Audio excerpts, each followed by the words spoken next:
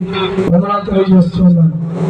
అదేవిధంగా ఈరోజు రెండవ వర్తమానికులుగా మరి పమిడిపాడు నుండి నేను ఏదైతే బైబిల్ స్కూల్లో టీచర్గా పనిచేస్తున్నానో అక్కడ ప్రిన్సిపల్ గారు అయినటువంటి పాలపర్తి మార్కు గారు మా మధ్య చేస్తున్నారు. వారు కూడా చక్కని వర్తమానం అందించారు.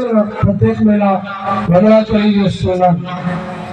అలాగే వేదిక ముందు సేవకుల కొరకని మేము ఏం వస్తారులే అని ఒక 30 కుర్చీలు వేయించాం.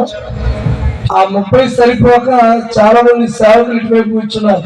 మా దేవగానం గారు కానీ, లేకపోతే మరి ప్రభాకర్ రెడ్డి గారు కానీ, ఇంకా చాలా మంది సేవకులు ఆడియన్స్ లో కూర్చున్నారు. దయచేసి ఆడియన్స్ లో కూర్చున్న సేవకులందరూ మమ్మల్ని క్షమించాలని కోరుతున్నాం. రేపు ప్రభు చిత్తం అయితే ఇంకొంచెం ఎక్కువగా టెంట్ హౌస్ దగ్గర ఉన్న కుర్చీలన్నీ తెచ్చి మీకు లేవయ్యా వెళ్ళిపోండి అన్నారు. ఇంకో టెంట్ హౌస్ దగ్గర తెద్దామంటే వాళ్ళ కుర్చీలు వీళ్ళ కుర్చీలు కలిసి వాళ్ళు ఎక్కడ కొట్టుకుంటారని భయవేస్తారు.